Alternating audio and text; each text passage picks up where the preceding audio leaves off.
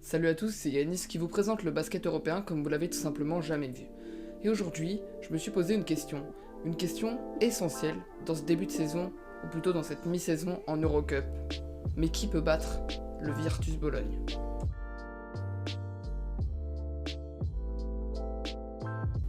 Je vais commencer mon développement en revenant sur le parcours du Virtus Bologne à l'enregistrement de cette vidéo. Pour l'instant, ils sont sur une saison parfaite, 13 victoires, 0 défaites, en saison régulière avec un écart moyen de 13,5 points par match, avec des matchs plus serrés contre Monaco et le Lokomotiv Kuban Krasnodar. La saison régulière a plutôt été un long fleuve tranquille pour le club du Virtus Bologne. Au niveau du top 16, je parle que des phases allées parce que les phases retour ne sont pas encore jouées. Grosse victoire avec écart conséquent contre Budućnost et Cedevita Olimpija Ljubljana. Bourg leur a montré une plus grande opposition, mais globalement ils ont dominé le quatrième quart-temps et la fin du match et ils ont réussi à les s'imposer de 11-13 points. Pour l'instant, aucun club n'arrive à tirer ou à faire tirer la sonnette d'alarme au club du Virtus Bologne. Mais alors, pourquoi cette équipe est-elle aussi forte ? Déjà, premièrement, un coach de taré, Sacha Djordjevic, qui a failli être licencié à la mi-saison, mais qui finalement, tellement apprécié par ses joueurs, est revenu et est resté au club du Virtus Bologne. C'est un coach, un des meilleurs, avec Zvezdan Mitrovic pour moi en Eurocup. Et vraiment, voilà, c'est aussi pour ça que le Virtus Bologne arrive à briller. Sinon, dans leur rang, ils comptent quand même Milos Teodosic, MVP de la saison régulière d'Eurocup, gros scoreur-passeur, meneur expérimenté européen, qui est déjà passé par le CSKA Moscou, qui a fait des saisons oufissimes en Euroleague.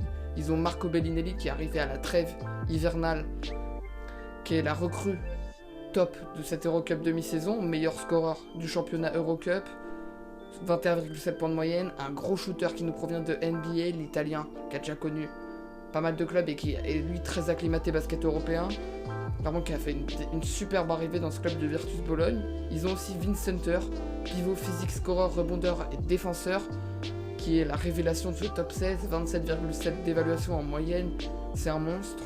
Ils ont aussi Kyle Wims et Josh Adams, deux ailiers américains brillants, bourrés de talent offensivement, qui dominent au scoring, avec d'énormes pourcentages d'adresse au shoot. C'est pas des joueurs qui vont croquer le ballon, quoi. Julian Gamble, l'intérieur expérimenté, lui aussi bourré de talent, assez irrégulier parce qu'il va être capable de faire de très bons matchs comme de très mauvais matchs, mais dans la rotation c'est toujours important d'avoir un Julian Gamble. Enfin, Stefan Markovic, le meneur 6e homme polyvalent, passeur, énorme, excellent passeur avec 6 passes de moyenne en remplaçant Milos Teodosic, qui brille. Voilà, c'est aussi très bon d'avoir un banc et des joueurs efficaces sur le banc comme justement Markovic et Gamble. Et il y a aussi plein d'autres joueurs comme Amedeo Tessitori, Aoudou Abbas, Ammar Alibegovic, tous des joueurs qui ont une expérience européenne ou qui sont jeunes et qui veulent découvrir le haut niveau, mais qui sont prometteurs en tout cas. On pourra aussi dire que le club italien du Virtus Bologne forme très bien sa jeunesse, avec notamment une équipe de U18 du Virtus Bologne qui est très très forte et que d'ailleurs on n'a pas encore eu le temps de voir jouer en Adidas Next Generation Tournament, mais on a hâte. Bon, après vous avoir blablaté sur cette équipe du Virtus Bologne, je vais vous parler de la concurrence et des équipes qui pour moi pourraient, de par leur qualité, leurs joueurs majeurs dans leur effectif et tout simplement leur aspect défensif-offensif, pourraient rivaliser avec ce Virtus Bologne. Et je vais commencer avec l'AS Monaco qui pour moi est le club qui a le plus de chances de rivaliser avec le club italien. Gros club d'Eurocup qui possède une équipe capable de rivaliser, je pense honnêtement, à tous les postes avec les joueurs du Virtus Bologne. Zibost, Milos Teodosic, Rob Gray, bon, même s'il est un peu petit, contre Marco Bellinelli, Marcos Knight contre Marco Bellinelli même, et à l'intérieur, le sort Hunter, c'est un sacré duel, Gamble contre notre ami Will Yegete sur le banc, ça peut être aussi un sacré duel, O'Brien qui impose son physique contre les Américains Josh Adams ou Kyle Wims.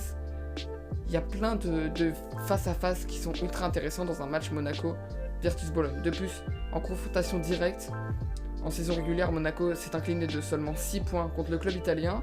Sans pousser l'analyse, on peut placer Monaco comme un club rival du Virtus Bologne. Après, on pourra aussi parler des Mets 92, qui continuent d'impressionner et qui pourraient rivaliser donc avec ce club. Capable du meilleur comme du pire, on s'attend à tout avec les Metropolitans. Des joueurs de qualité qui rassemblent tous les secteurs, mais attention à l'irrégularité, car des fois ils sont capables d'aller perdre comme hier contre Basket Trento, contre Trento du coup des matchs qui sont pourtant à leur portée, mais ils sont capables d'aller chercher des grosses victoires contre Malaga ou contre d'autres clubs qui sont tout aussi forts comme le Lokomotiv Koban Krasnodar à l'extérieur. Donc voilà, mais les Mets en pleine forme, ça peut rivaliser avec le Virtus Bologne. On poursuit avec Kazan, un club qui monte son tempérament de match en match. Début de compétition difficile, deuxième de son groupe au final. Elle se joue sur un axe américain, Smith, Canaan et Morgan.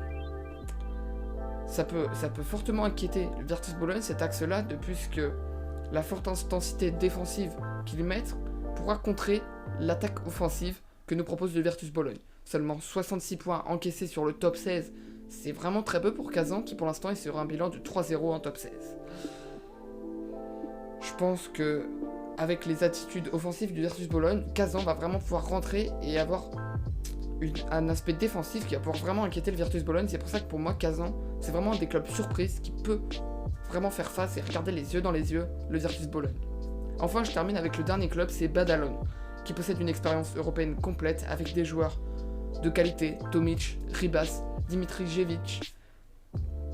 Il y a aussi un petit axe américain avec notamment la signature de notre ami, j'ai perdu son nom, mais avec de nouvelles signatures américaines, capable de fortement inquiéter puisque quand il est au complet, quand il n'y a pas de blessure pour Tomic ou pour d'autres joueurs, et ben ça fait très mal. Le Badalone c'est quand même un club phare qui est à la hauteur de Monaco. Donc, mais après, je l'ai mis en 4ème position tout simplement parce que pour moi il leur manque quelques petits atouts pour rivaliser. Il leur manque notamment une grande présence américaine, des grands shooters. Ça a manqué contre Monaco, ils ont des shooters, hein. Ils ont des joueurs de qualité à l'extérieur, mais ils n'ont pas ce shooter comme Rob Gray, ce scoreur comme Rob Gray.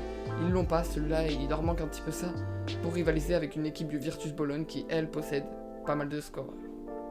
Donc voilà, honnêtement, cette vidéo, c'était le cas de ne pas non plus trop pousser l'analyse, sinon on pourrait en parler 4 heures du Virtus Bologne, de tous les face-à-face, de comment bloquer, analyser le jeu, on pourrait en parler 4 heures. Moi j'ai analysé rapidement globalement les équipes capables pour moi dans ce que j'ai vu.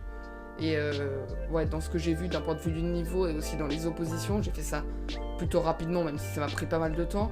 Donc n'hésitez pas à me donner votre avis en commentaire, n'hésitez pas à me faire une petite liste des équipes qui pourraient amener leur opposition au Virtus Bologne en cas de potentiel Final Four, demi-finale ou même qui pourraient causer leur première défaite au Virtus Bologne. Voilà, c'était un petit sujet traité comme ça, sujet du samedi. En tout cas, n'hésite pas à t'abonner si tu passes par cette vidéo. On est une chaîne qui développe le basket européen.